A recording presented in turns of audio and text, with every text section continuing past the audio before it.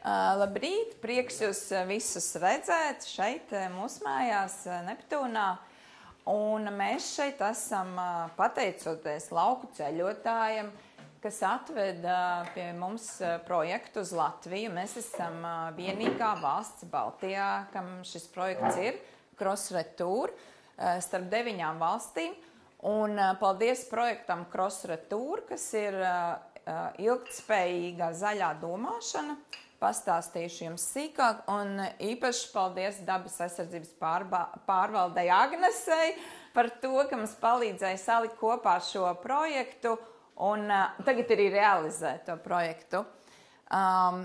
Tad lūgums, kad jūs varbūt liekat kādas bildes sociālajos tīklos, izmantojiet tēmturi Cross-Retour un ilgtspējīgs turisms, jo šis viss ir par tēmu ilgtspējīgs turisms.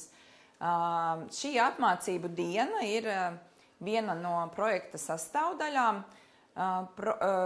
Mērķis šodienas ir, lai jūs iepazītu Nacionālo parku, kur jūs strādājat, kur jūs atrodaties dienā, lai jūs zinātu, kādas skaistas vietas ir vēl bez jūsu pašu vietām jums apkārt.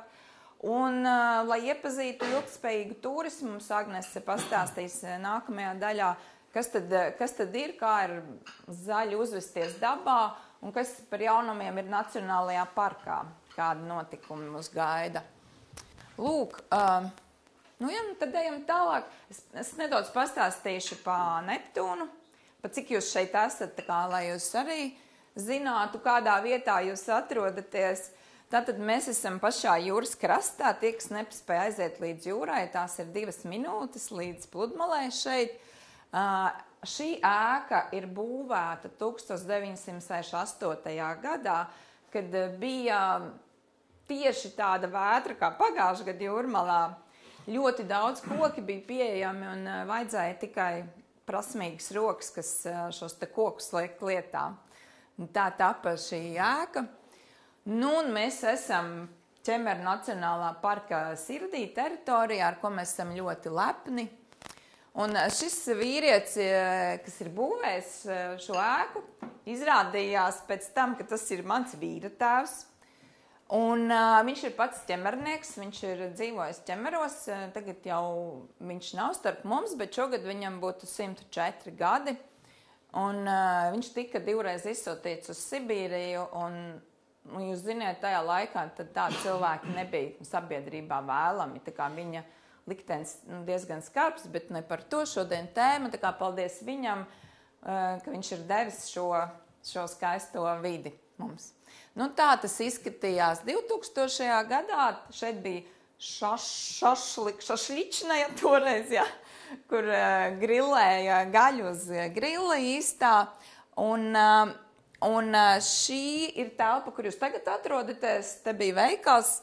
Sandra ir arī no tiem laikiem. Sandra strādājusi arī šeit šī veikalā. Un tad šī telpa tapa par tādu skaistu svinību vietu, svinību un semināru vietu. Un tā šeit īstījās 2011. gadā, kad es ienācu šajās telpās, tad restorāna zālē jūs varat arī redzēt faktiski diezgan autentisku to interjeru. Tas, ko mēs darījām, mēs tikai noņēmām nedaudz krāsu nost un laku un viss griezti, viss ir palicis kā toreiz šeit bija. Nu jā, tā tad mums ir gan restorāns, gan kempings. Kempingu mēs izbūvējām tikai kādus 6 gadus atpakaļ. Tur bija kādreiz zirgi. Ja būs laiciņš, jūs varat aiziet izstaigāt arī pa mūsu to kempingu teritoriju. Un restorānā mēs joprojām saglabājam grillu uz oglēm. Mēs grillējam uz īstām oglēm, ko vairs jau daudz kur nedara, jo tas ir sarežģīts process. Un mums ir arī vairāk ēdieni, kas ir no seniem laikiem, padomju laikiem, teiksim tā, kā piemēram pildīt solis, ko, manuprāt, arī vairs nekur īsti nedara, jo tas ir ļoti laikietilpīgs darbiņš. Tālūk. Nu, un tad, ko es visiem saku, kā priekš mums Covid nemaz nebija tik peļams periods, jo mums bija iespēja apstāties, padomāt, kas ir īstās vērtības, Covid laikā es uzrakstīju Asnātai Ziemelē no lauku ceļotāju, kā restorāns var iegūt zaļo certifikātu. Un Asnāta teica, mums nav vēl izstrādāta kritērija, bet kāpēc ne varētu to darīt? Un tad mēs esam restorāns, pirmais restorāns, kas ir ieguvis zaļo certifikātu, ar ko mēs lepojamies. Bet ne tikai dēļ certifikātu, bet tāpēc, ka mūsu domāšana arī ir tieši tāda, kādas ir zaļā certifikāta prasības. Tas mums nav nekas, teiksim, jāizdomā vai jāsamākslo. Nu, un man bija iespēja iziet turisma produktu kursu, jo man izglītība nav saistīta ar turismu, un nodalīt kempinga mārketingu no restorāna, jo tie ir divi dažādi virzieni. Tālūk. Nu, un ko mēs darām savā ikdienā, nedaudz par to zaļo saimniekošanu, lai jūs saprastu, tad mēs strādājam ar piegādātājiem, kas arī maksimāli piedāvā vietējos produktus. Mēs nesen nomainījām augļu piegādātāju, un, kā viņš teica, tad mēs bijām viens no 1500 klientiem, kas pajautāja, vai var tomēr tās kastes apritē laist atpakaļ, nevis atstāt pie mums. Tad tie piegādātāji iepakojums arī ir viena liels sāpīgs jautājums, jo mums kā mazam uzņēmumam ir grūti risināt, teiksim, tikai vienā virzienā. Un tad vasarā mēs izvēlamies maksimāli vietējos produktus, vietējos augļus un dārzeņus. Un mums ir neliela garšauga dobīte sētā, šeit kā pludmalē, smiltīs daudz nekas neaug, bet ir iespēja piparmētra auga un cidonijas auga. Cidonijas ir no mūsu dārza. Plasmas salmiņiem un visiem pārējiem iepakojumam plasmas sen esam pateikuši, nē, kad tas ir pret mūsu konceptu.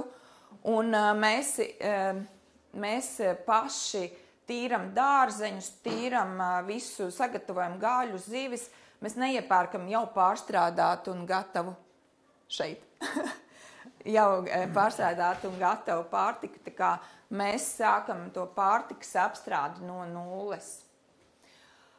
Un šķirojam atkritumus jau sen no pašiem pirmsākumiem, un tagad pēdējā laikā arī paldies iespējai, kad mēs varam arī nodalīt atsevišķu pārtikas atkritumus, kas kādreiz bija diezgan sarežģīti, dēļ tā, kad dzīvnieki apkārt skraida un šiverējās pa komposta kaudzēm. Tā. Un tas, ko mēs esam izdarījuši arī no ilgtspējības ap ēku, šī ēka kādreiz tika būvēta kā vasaras ēka, respektīvi nebija paredzēta dzīvošanai ziemā, tāpēc bija daudz darba arī, lai to nosiltinātu. Esam nosiltinājuši iespēju robežās.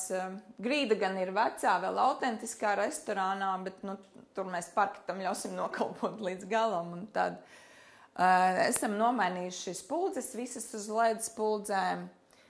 Apkuras katls mums ir granulu katls, jo tas mums ļauj arī nopirkt granulas vasarā, kad mums ir vairāk tie līdzekļi brīvie un lietot visu gadu. Mēs kurinam arī, mēs sildam arī ūdeni ar granulām, tā kā mums tas katls darbojās gan kā apkurs, gan kā ūdens apsildīšanai.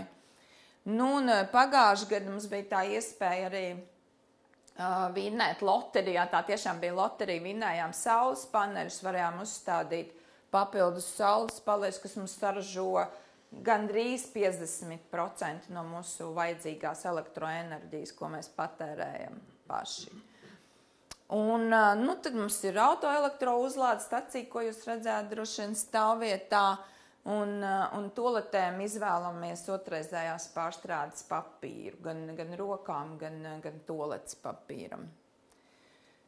Tā, un tad tie, kas nezina par šīm takām, šīs arī ir lauku ceļotāji izveidotas takas, kas tapa Covid laikā, kad cilvēkiem sāk patikt iet ārā staigāt.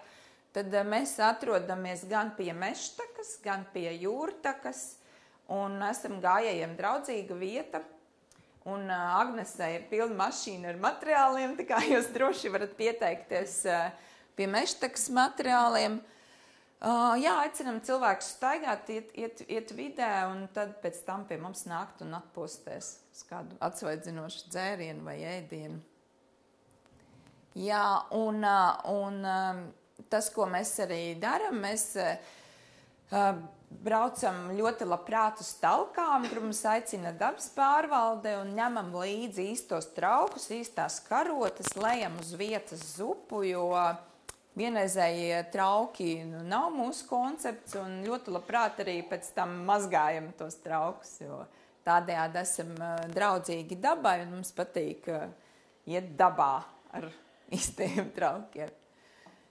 Nu tā, un tas, ko mēs vēl daram ārpus sezonas, kad mums ir vairāk laika, tad mēs organizējam bērniem bērnu rītus, kur viņi paši gatavo savu ēst un tad nogaršo, kas viņiem ir sanācis. Te ir viens tāds lielisks piemērs, ka viņi sāka no graudiņa malt miltus un tad paši izcepa maizīti. Bija ļoti aizrāvuši. Es domāju, ka tie galdi būs beigti pēc viņu klapēšanas ar akmeni. Un tad mēs organizējam vēl koncertus nesezonas periodā, kad mums ir vairāk laika un spēka darīt kaut ko ārpus saviem tiešiem darba pienākumiem.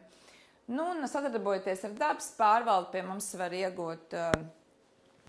var iegūt Nacionālā parka kartes. Viesiem arī stāstam, ko šeit redzēt apkārtnē. Un es esmu ļoti priecīga par šīs dienas iespēju, ka mums būs pašiem iespēja vairāk iepazīt tik daudz vietas un tik intensīvi, un ka mēs būsim gatavi un zinošāki stāstīt saviem viesiem, ko tev apkārt vēl var redzēt un uzzināt. Nu jā, un tad drusciņi vēl pa projektu gribēju piebilst, ka mēs esam 4 partneri šajā projektā. Tātad Gins pie putniem, viesunams, varbūt Gin piecelies. Sarmīte no pilsētnieku viesunama un Sanita no Dāre atpūties dabā. Atpūties pļavā un dabā biopļavas un biotējas. Mēs arī no Sanitas pērkam šīs tējas. Un mēs esam priecīgi, ka mēs varam sadarboties. Tāpat es esmu ļoti priecīgi, ka iespējams mums būs iespēja iepazīties savā starpā un zināt, pie kura braukt ar kādiem jautājumiem vai sūtīt viesus. Tā kā mēs šo uzturam vairāk nevis kā konkurenci, bet kā sadarbības iespēju. Tā kā paldies jums, ka jūs atradāt laiku un šodien šeit ieradāties. Jā, lūdzu.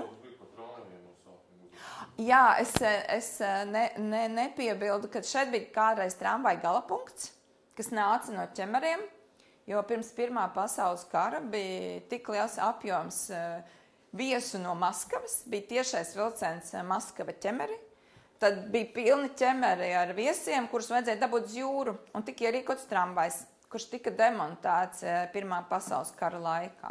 Tramvajs liedi, oriģinālo var redzēt arī pie mums restorāna telpā, un tur ir arī neliela izstāde un aprakstīņš ar bildēm, kā tas kādreiz ir šeit bijis. Tā kā faktiski ķemeri ir kurorta pilsētas pirmssākums. Tālūk.